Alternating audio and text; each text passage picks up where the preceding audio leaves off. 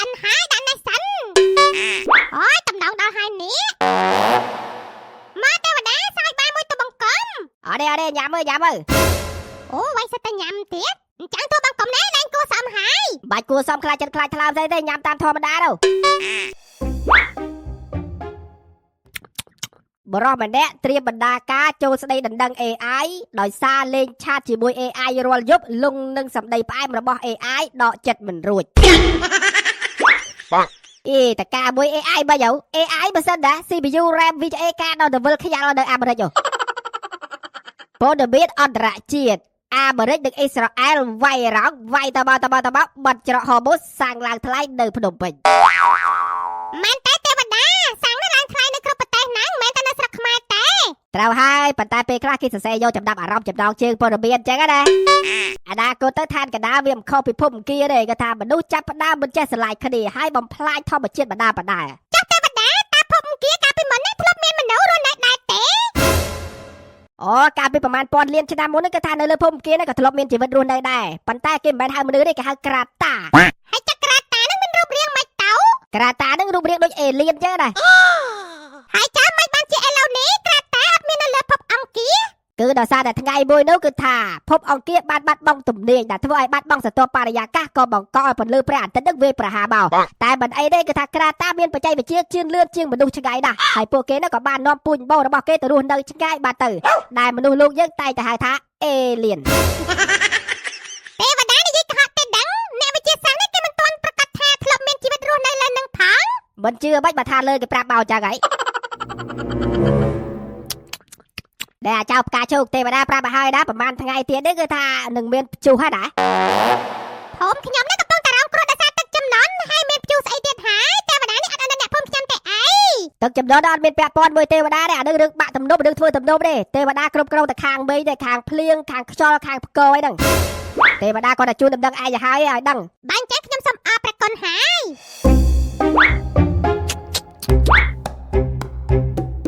ទេវតាហើយចាប់ព្យុះហ្នឹងឈ្មោះអីដែរបើតាមឋានលើគេប្រាប់មកគឺថាដាក់ឈ្មោះព្យុះរ៉េតង់អូព្យុះរ៉េតង់ដូចជាភាសាអង់គ្លេសឈ្មោះព្យុះនេះដាក់ភាសាខ្មែរទៅ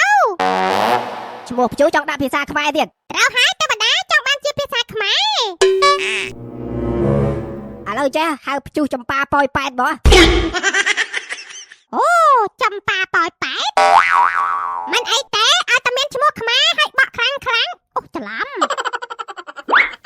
បាទសូមជម្រាបជូនទៅកាន់បងប្អូនទាំងអស់គ្នាបាទគឺថាហេតុអ្វីបាទជាមានគ្រោះទឹកជំនន់នេះបាទគឺដោយសារតែទំនប់ខាងលើនៃការស្តុបទឹកនឹងគឺថាវាបាក់ដែលបង្កឲ្យមានទឹកជំនន់មកកាន់ភូមិរបស់យើងអូតាពិតចឹងឯងខ្ញុំសង្ស័យថាជាងធ្វើសំដងជាងធ្វើទំនប់ហ្នឹងលួចស៊ីវ៉ាមកដាក់ស៊ីវ៉ាតិចបានឆាប់ប្រេះមែនប្រហែលជាមិនមែនរឿងចឹងទេក្មួយជ្រោះអើយក្រុមហ៊ុនដែលមកធ្វើទំនប់នេះគឺថាមិនមែនតូចតាចទេគឺលក្ខណៈអន្តរជាតិអន្តរជាតិក៏លួចស៊ីវ៉ាបានដែរ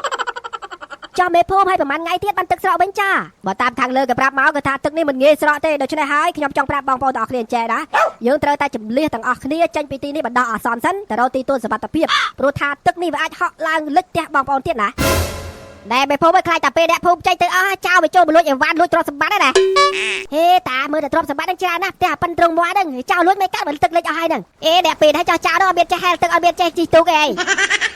មិនដែរតាយកយើងក៏មានទុកប្រជាការពារភូមិម្នាក់នៅទីនេះដែរដើម្បីមើលសុវត្ថិភាពទ្រព្យសម្បត្តិប្រជាជនហើយចូលជំនះទៅថ្ងៃណាពូមេភូមិចាំកាលទៀតជំនះទៅថ្ងៃហ្នឹងហើយតើបងប្អូនគិតយ៉ាងម៉េចដែរខ្ញុំយល់ព្រមលោកមេភូមិខ្ញុំក៏យល់ព្រមដែរបាទអញ្ចឹងល្អណាស់យើងនឹងជំនះបងប្អូននៅបន្តិចទៀតនេះ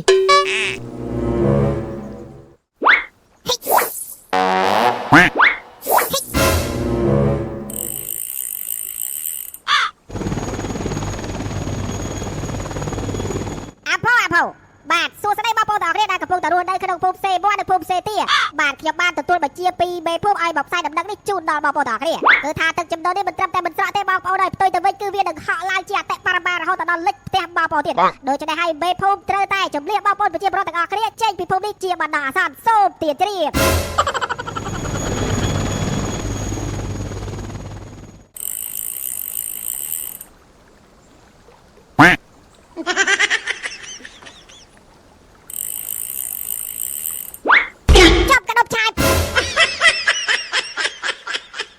សំទោសតាសឹកផងបាទមិនមែនបងអាក្រក់ទេខ្ញុំ មកជូនដំណឹងទេអេលេងមកពីក្រៅបណ្ដាបណ្ដៃស្ងាត់ឆឹងដូចចៅលួចសេះហ្នឹងនេះគឺជាបច្ចេកទេសរបស់ខ្ញុំនេះដឹងហើយថាបច្ចុប្បន្ននេះសាំងវាឡើងថ្លៃដល់ពេលអញ្ចឹងទៅខ្ញុំមានបច្ចេកទេសរបស់ខ្ញុំជីកន្ទុំរុយនេះមកវូចឹងទៅខ្ញុំលុនសិនភ្លឹបវាចំណេញសាំង4-10លីត្រដែរអញ្ចឹងណាចាំធ្វើដោយបន្តបានទៀតមានអីពិបាកគ្រាន់តែយើងជន់លេងវាផ្អាប់ចឹងមកហើយយើងកាច់សោពលុតមករួចស្រេច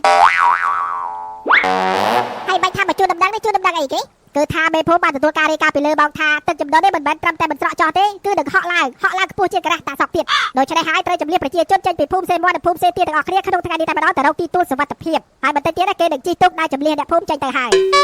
អូខេអរគុណអ្នកសារព័ត៌មានដែលបានផ្ដល់ដំណឹងបាទចេះខ្ញុំលាសិនហើយតោះពីឡប់ទៅកន្លែងផ្សេងទៀតអូខេ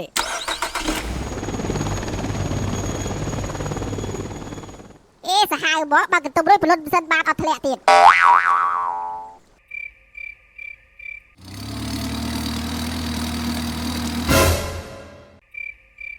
ពូឡៃអើយពូឡៃនៅផ្ទះទេពូឡៃ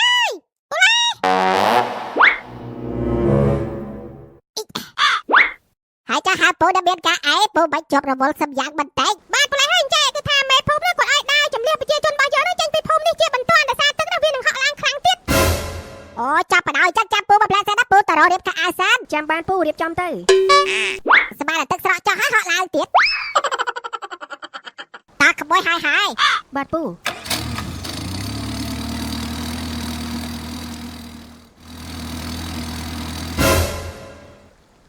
អាដាវអើយដល់ផ្ទះដែរទេ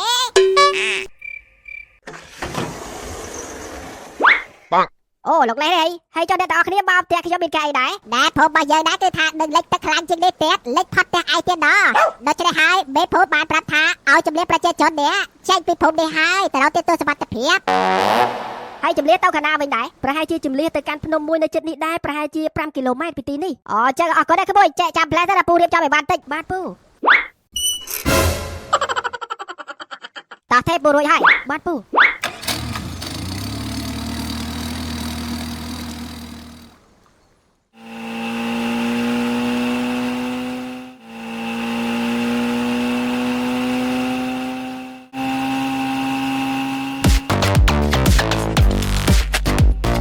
អូសង្ស័យភ្នំនឹងឲ្យមើលទៅនោះហ្នឹងហើយកន្លែងហ្នឹងហើយ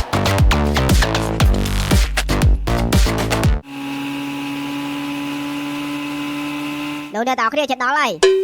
អូភ្នំនេះធំដែរតា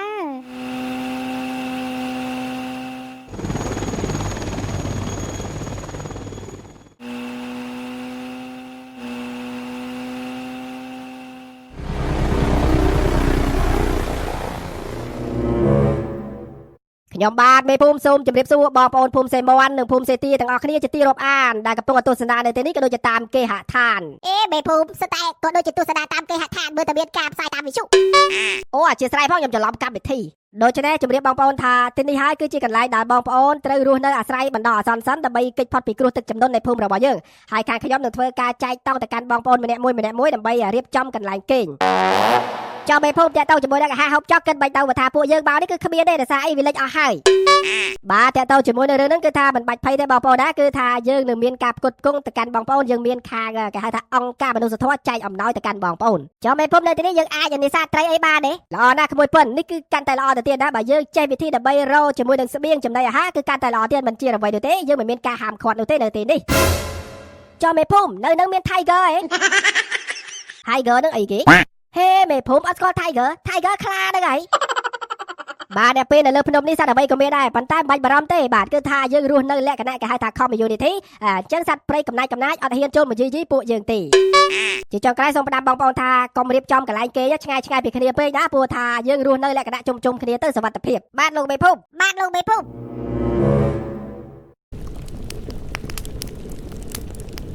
បងទេអើយបងទេមានកៅអីហេរ៉ូបងឯងហូបមីអត់ខ្ញុំឆឹងឲ្យអត់ទេអូនអត់ទេបាទបងណែយើងប្រាប់ឯងណាមីមិនអាចស៊ីរាល់ថ្ងៃបានទេស៊ីតែយូរម្ដងទេស៊ីរាល់ថ្ងៃខូចសុខភាពដឹងហើយយើងក៏មិនដែរស៊ីមីដែរស៊ីតែពេលដាច់លុយ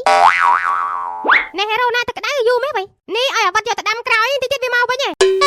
អូយព្រីងនេះធំដែរផ្អែមហ៎ជាតិអែមសែមហ៎អាវ៉ាត់ឲ្យទឹកពុះនៅប្រញាប់ស៊ីមីពូឲ្យចាំតិចយកទៅ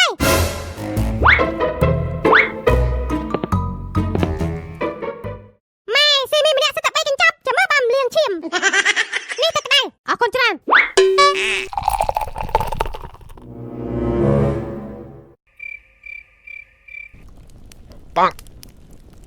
ថាមិនចង់អានទេតែធ្វើមិនចូលព្រៃហើយយើងត្រូវតែអានតាក់ទងនឹងខ្មោចទៅដើម្បីការពារខ្លួន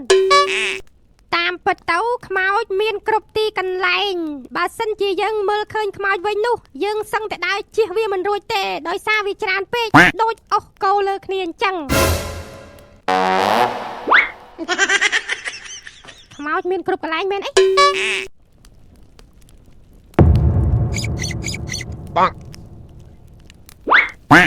បើសិនជារាសីរបស់យើងខ្ពស់ខ្មោចមិនអាចលងយើងបានទេតែបើសិនជារាសីរបស់យើងត្រឹម 50% វាអាចលងបានដែរតែលងត្រឹមតែជាសម្លេងទេតែបើសិនជារាសីរបស់យើង0នោះខ្មោចនឹងបង្ហាញខ្លួនហើយលងយើងយកតែម្ដងតាឡាំតុនយ៉ាឌីហៅខ្មោចអូហៅតែចិនមេកៅនេះចិនតកតហឺ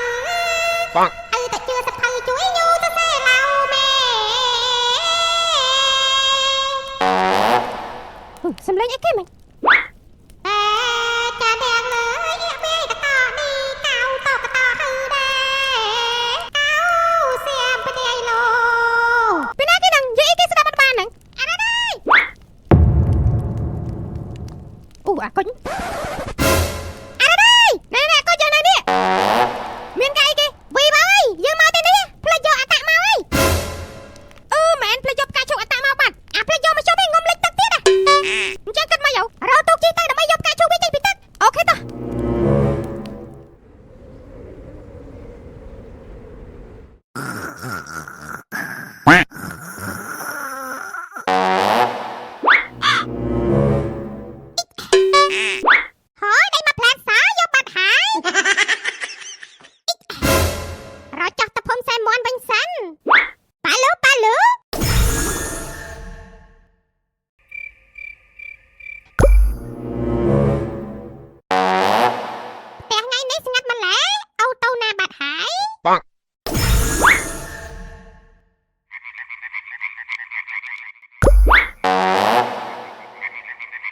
ហើយចាប់ថ្ងៃនេះអ្នកភូមិតាណាអស់ទៅបាត់ភ្លឹងអស់រលី